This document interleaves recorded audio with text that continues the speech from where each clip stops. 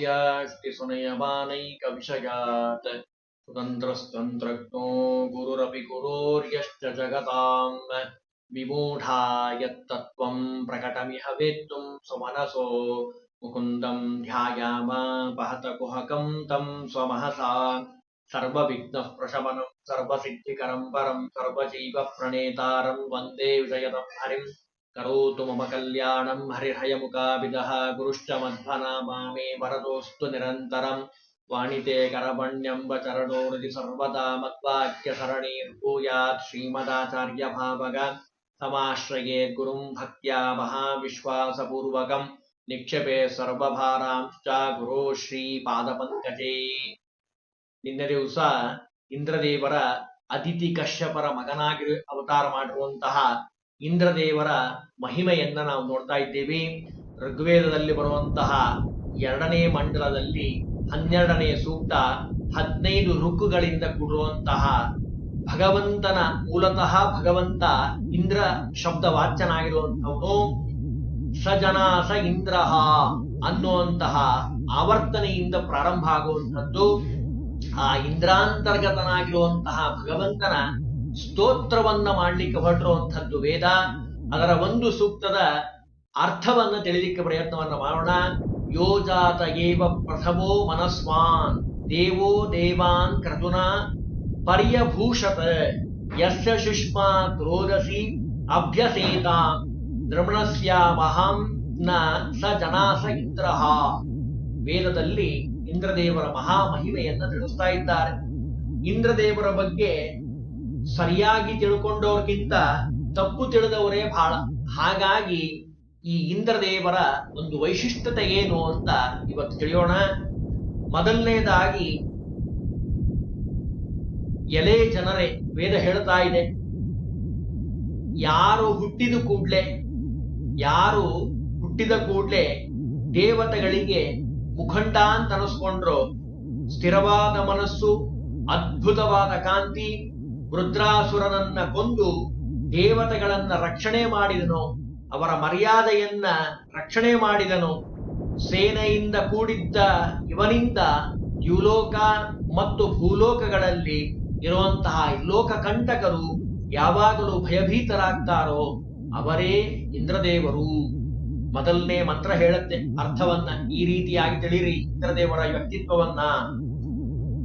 ಯಾವ ದೇವತೆ ಅಸ್ಥಿರವಾಗಿರುವಂತಹ ಅಲುಗಾಡುತ್ತಿರುವಂತಹ ಪೃಥ್ವಿಯನ್ನ ಸ್ಥಿರವಾಗಿ ಮಾಡಿದನೋ, ಹಾರಾಡ್ತಿರುವಂತಹ ಏನು ಪರ್ವತಗಳಿದ್ವಲ್ಲ ಅವುಗಳನ್ನ ತನ್ನ ವಜ್ರಾಯುಧದಿಂದ ರೆಕ್ಕೆಗಳನ್ನ ಕತ್ತರಿಸಿ ತಾನು ಮಾಡಿರುವಂತಹ ನಿಯಮಗಳಿಗೆ ತಲೆಬಾಗಿ ಸ್ಥಿರವಾಗಿ ನಿಲ್ಲುವಂತೆ, ಹಿಂದೆಲ್ಲ ಪರ್ವತಗಳು ಹಾರಾಡ್ತಾ ಇದ್ವು. ಇಂದ್ರದೇವರು ಹತ್ರ ಹೋಗಿ ಪ್ರಾರ್ಥನೆ ಮಾಡಿದಾಗ ಇಂದ್ರದೇವರು ತಮ್ಮ ವಜ್ರಾಯುಧದಿಂದ ಅವುಗಳ ರೆಕ್ಕೆಯನ್ನ ಕತ್ತರಿಸಿದ್ದಾರೆ. ಅಂಥವರು ಇಂದ್ರದೇವರು. ಪೃಥ್ವಿ ಸೂರ್ಯನಿಂದ ವಿಭಕ್ತವಾಗಿ ಹೊರಬಿದ್ದಾಗ ಅದು ಗೊತ ಅಂತ ಕುದಿಯುವಂಥದ್ದು.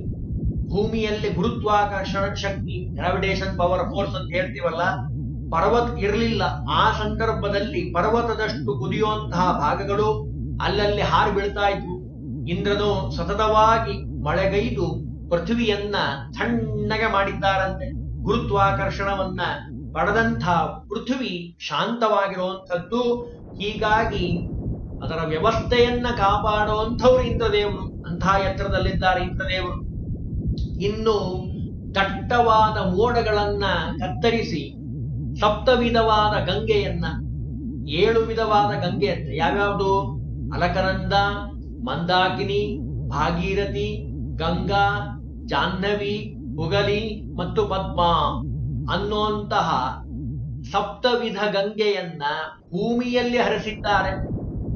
ವಲನೆಂಬಂಥ ಅಸುರನನ್ನ ಸೋಲಿಸಿ ದೇವಗಳ ಮತ್ತು ಗೋ ಸಂಪತ್ತನ್ನ ಹಿಂದಿರುಗಿಸ ತಂದಿದ್ದಾನೋ, ಮೋಡಗಳ ಮಧ್ಯದಲ್ಲಿ ಪ್ರವೇಶ ಮಾಡಿ ವಿದ್ಯುತ್ತನ್ನ, ಆ ರೂಪವನ್ನ, ಅಗ್ನಿಯನ್ನ ಸೃಷ್ಟಿ ಮಾಡಿದ್ದಾನೋ, ಅಪರಾಜಿತ ಅಂತ ಅನಿಸ್ಕೊಂಡಿದ್ದಾನೋ, ಯುದ್ಧದಲ್ಲಿ ವಿಜಯ ಅಂತ ಹೆಸರು. ಆದ್ದರಿಂದ ಅಂತಹವರು ಇಂದ್ರದೇವರು.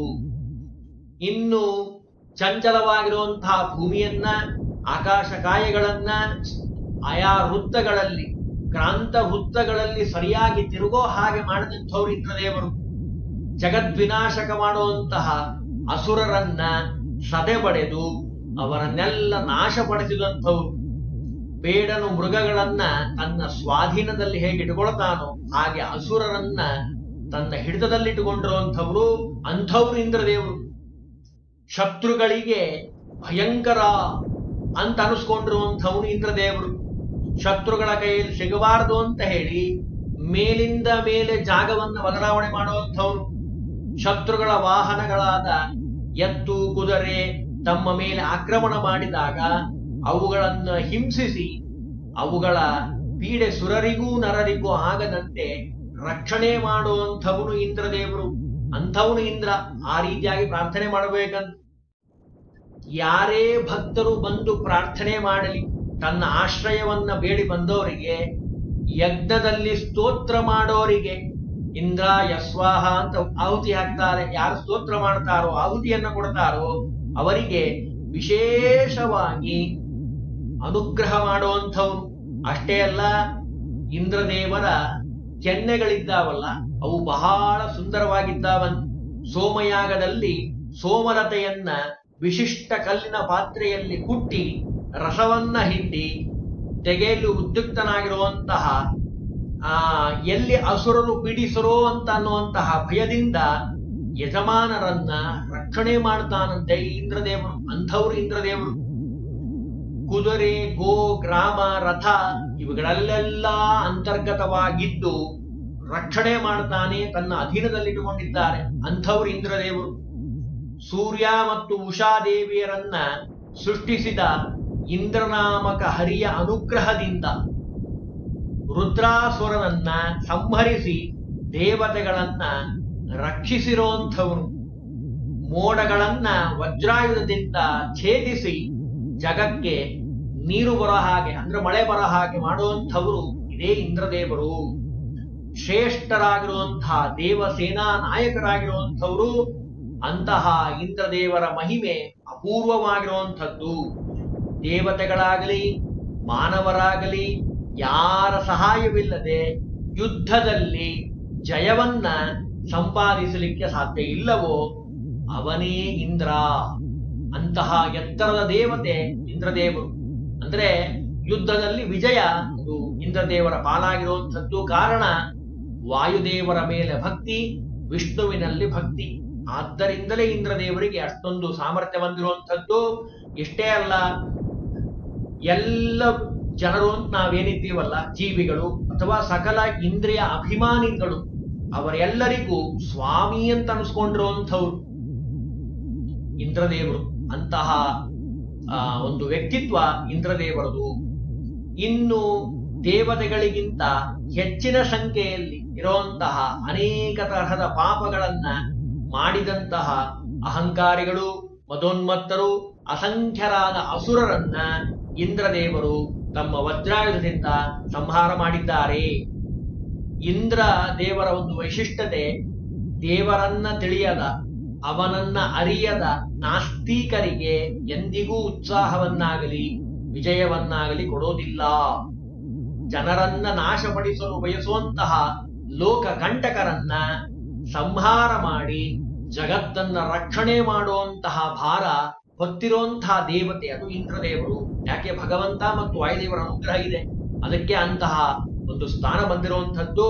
ಶಂಬರ ಅನ್ನುವಂತಹ ಅಸುರ ಇಂದ್ರನಿಂದ ಭಯ, ಅವರಿಗೆ ಅಂಜಿ 40 ವರ್ಷದವರೆಗೆ ಪರ್ವತದ ಗುಹೆಯಲ್ಲಿ ತಲೆಮರೆಸ್ಕೊಂಡಿದ್ದಂಥವನು. ಆ ಬಲಶಾಲಿಯನ್ನ, ಭಾರಿ ಬಲಶಾಲಿಯಾಗಿರುವಂಥವನು, ಸಜ್ಜನರ ಹಂತಕನಾಗಿದ್ದಂಥವನು, ಅವನನ್ನ ಇಂದ್ರದೇವರು ಹುಡುಕಿ ಅವನನ್ನ ಸಂಹಾರ ಮಾಡಿದ್ದಾರೆ. ತನ್ನಲ್ಲಿರುವಂತಹ 7 ರಶ್ಮಿಗಳು, 7 ರಶ್ಮಿಗಳ ಸಾಮರ್ಥ್ಯದಿಂದ ದೇವರಾಜ ಅಂತ ಅನಿಸ್ಕೊಂಡಿರುವಂತಹ ಇಂದ್ರದೇವರು ಮೋಡಗಳನ್ನ ಸೀಳಿ ಒಳ್ಳೆಯ ಮಳೆಯನ್ನ ಸುರಿಸ್ತಾರೆ. ಕಾಲಕಾಲಕ್ಕೆ ಮಳೆ ಆಗೋದೇ ದೇವಲೋಕದ ಇಂದ್ರದೇವರ ಅನುಗ್ರಹದಿಂದ. ಇಂದ್ರದೇವರಿಲ್ಲ ಅಂದ್ರೆ ಮಳೆ ಆಗೋದಿಲ್ಲಪ್ಪ, ಅಷ್ಟು ಪರಾಕ್ರಮಶಾಲಿ ಇಂದ್ರದೇವರು. ಅಷ್ಟೇ ಅಲ್ಲ, ರೌಹಿಣ ಅನ್ನುವಂಥ ಅಸುರನನ್ನ ಸಂಹಾರ ಮಾಡಿದ ಪರಾಕ್ರಮಶಾಲಿ ಇದೇ ಇಂದ್ರದೇವರು. ಇನ್ನು ದ್ಯುಲೋಕವಾಸಿಗಳಾದ ದೇವತೆಗಳು, ಪೃಥ್ವಿಯಲ್ಲಿ ವಾಸ ಮಾಡುವಂತಹ ಮಾನವರು ಈ ಇಂದ್ರದೇವರಿಗೆ ಭಕ್ತಿಯಿಂದ ಕೈ ಮುಗಿದು ನಮಸ್ಕಾರವನ್ನ ಮಾಡಬೇಕು. ಇವನ ಬಲವನ್ನ ಕಂಡು ಭೂತ ಪ್ರೇತಗಳು ಯಾವಾಗಲೂ ಭಯ ಪಡ್ತಾವಂತೆ. ಇಂದ್ರದೇವರು ಸೋಮಪಾನ ನೆವದಿಂದ ಸೋಮಪಾನಾಮಕನಾಗಿರುವಂತಹ ವಾಯುದೇವರನ್ನ ಆರಾಧನೆ ಮಾಡಿ ದೃಢವಾದ ಶರೀರ, ವಜ್ರ ಸಮಾನವಾಗಿರುವಂತಹ ಬಾಹುವನ್ನ, ವಜ್ರಾಯುಧವನ್ನ ಧಾರಿಯಾಗಿದ್ದಾರೆ. ಈ ರೀತಿಯಾಗಿ ಯಾರು ಚಿಂತನೆಯನ್ನ ಮಾಡುತ್ತಾರೋ ಅವರಿಗೆ ಇಂದ್ರದೇವರ ವಿಶೇಷವಾದ ಅನುಗ್ರಹ ಆಗತ್ತೆ, ಭಗವಂತನ ಅನುಗ್ರಹ ಆಗತ್ತೆ, ವಾಯುದೇವರ ಅನುಗ್ರಹ ಆಗತ್ತೆ. ಇದು ನಿಜವಾದ ಇಂದ್ರದೇವರ ವ್ಯಕ್ತಿತ್ವ. ಇನ್ನು ಯಸ್ ಸುನ್ವತೆ ಪಚತೆ ದುದ್ರ ವೇದ ಮಂತ್ರ ಹೇಳತ್ತೆ. ಈ ಸೂಕ್ತದ ದೃಷ್ಟರಾಗಿರುವಂಥವರು ಕೃತ್ಸವದ, ಅಂಗೀರಸ, ಶೌನಹೋತ್ರ, ಭಾರ್ಗವ, ಶೌನಕರು ಇಂದ್ರದೇವರನ್ನ ಈ ರೀತಿ ಸ್ತೋತ್ರ ಮಾಡಿದ್ದಾರೆ. ಅಜಯ್ಯನಾಗಿರುವಂಥವ್ರು ಇದೇ ಇಂದ್ರದೇವರೇ ಅರ್ಜುನನಾಗಿ ಬಂದಿರುವಂಥದ್ದು. ಕೃಷ್ಣ ಪರಮಾತ್ಮ ಸಾರಥಿಯಾಗಿ ಇಂದ್ರದೇವರನ್ನ ಅರ್ಜುನನನ್ನ ರಕ್ಷಣೆ ಮಾಡಿದ್ದಾನೆ. ಅದಕ್ಕೆ ಸೋಲು ಅನ್ನೋದೇ ಇಲ್ಲ. ಯಾಕೆ? ಸಾಕ್ಷಾತ್ ಭಗವಂತ ಕೂತಿದ್ದಾನೆ ರಥದಲ್ಲಿ ಸಾರಥಿಯಾಗಿ, ಧ್ವಜದ ಮೇಲೆ ಭಗವಂತನ ಭಕ್ತರಾಗಿರುವಂತಹ ಜೀವೋತ್ತಮರಾದ ವಾಯುದೇವರು ಕೂತಿದ್ದಾರೆ. ಹಾಗಾಗಿ ಅಜೇಯ ಅಂತ ಅನಿಸ್ಕೊಂಡಿದ್ದಾನೆ ಅರ್ಜುನ. ಇಂದ್ರದೇವರೇ ಅರ್ಜುನನಾಗಿ ಬಂದಿರುವಂಥದ್ದು. ಅದಕ್ಕೆ ಹೇಳ್ತದೆ 200 ಸೂಕ್ತಗಳಲ್ಲದೆ 400 ಸೂಕ್ತಗಳಲ್ಲಿ ಅಲ್ಲಲ್ಲಲ್ಲೇ ಇಂದ್ರದೇವರ ಮಹಿಮೆ ಬಂದಿರುವಂಥದ್ದು. ಋಗ್ವೇದದಲ್ಲಿ ಎಲ್ಲಿಯೂ ಇವನನ್ನ ಅಜ ಅಂದ್ರೆ ಜನ್ಮರಹಿತನಾದ ಪರದೇವತೆ ಎಂದು ವರ್ಣಿಸಿಲ್ಲ. ಇವನು ಪ್ರಜಾಪತಿ ಕಶ್ಯಪ ಅದಿತೇರಿಂದ ಹುಟ್ಟಿರುವಂಥವನು ಅಂತ 20 ಸೂಕ್ತಗಳಲ್ಲಿ, ಋಕ್ಕುಗಳಲ್ಲಿ ನಾವು ಕಾಣ್ತಾ ಇದ್ದೀವಿ. ಶತಪಥ, ತೈತರೇಯ ಬ್ರಾಹ್ಮಣಗಳು ಮತ್ತು ತೈತರೇಯ ಸಂಹಿತೆಗಳು ಇಂದ್ರದೇವರ ಜನ್ಮದ ಬಗ್ಗೆ ಭಿನ್ನವಾದ ಕಥೆಯನ್ನ ಹೇಳ್ತಾ ಇದ್ದಾವೆ. ಋಗ್ವೇದದಲ್ಲಿ ಸಾಕ್ಷಾತ್ ವಿಷ್ಣು, ಪುರುಷ, ನಾರಾಯಣ ಸೂಕ್ತಗಳು ಅಂತ ಪ್ರಖ್ಯಾತವಾಗಿರುವಂತಹ ವಿಷ್ಣುವಿನ ಹೆಸರಿನಲ್ಲಿ ಕೇವಲ 3 ಸೂಕ್ತಗಳಿದ್ರು ಯಾರೂ ವರ್ಣಿಸಲಾಗದ ಮಹಿಮೆಯನ್ನ ವಿಷ್ಣುವೇ ಆಗಿರುವಂಥವನು. 3 ಪಾದಗಳಿಂದ ಜಗತ್ತನ್ನ ವ್ಯಾಪಿಸಿರುವಂಥವನು ಭಗವಂತ ವಾಮನನಾಗಿ. ಸರ್ವೋತ್ತಮನಾದಂತಹ ದೇವತೆ ಭಗವಂತ. ಋಗ್ವೇದದ 7ನೇ ಮಂಡದ 99ನೇ ಸೂಕ್ತದಲ್ಲಿ ಮೈತ್ರಾವರುಣಿ ವಶಿಷ್ಠರು ಹೇಳ್ತಾರೆ, ಪೃಥ್ವಿ, ಅಂತರಿಕ್ಷ, ದ್ಯುಲೋಕಗಳಲ್ಲಿ ವ್ಯಾಪಿಸಿರುವಂತಹ ಸರ್ವಜ್ಞನಾದ ಸೃಷ್ಟಿಕರ್ತನಾದ ಭಗವಂತನ ಅತ್ಯದ್ಭುತವಾದ ಮಹಿಮೆಯನ್ನ ಯಾರು ವರ್ಣನೆ ಮಾಡ್ಲಿಕ್ಕೆ ಸಾಧ್ಯ? ಭೂತ, ಭವಿಷ್ಯತ್, ವರ್ತಮಾನದಲ್ಲಿ ಇನ್ನ ಮಹಿಮೆಯನ್ನ ಯಾರು ತಿಳಿಲಿಕ್ಕೆ ಸಾಧ್ಯ ಇಲ್ಲ. ಇಷ್ಟು ಆ ಇಂದ್ರದೇವರ ಮಹಿಮೆಯನ್ನ ನಾವು ಕಾಣ್ತಾ ಇದ್ದೀವಿ. ಇದು ನಿಜವಾದ ಇಂದ್ರದೇವರ ಇತಿಹಾಸ.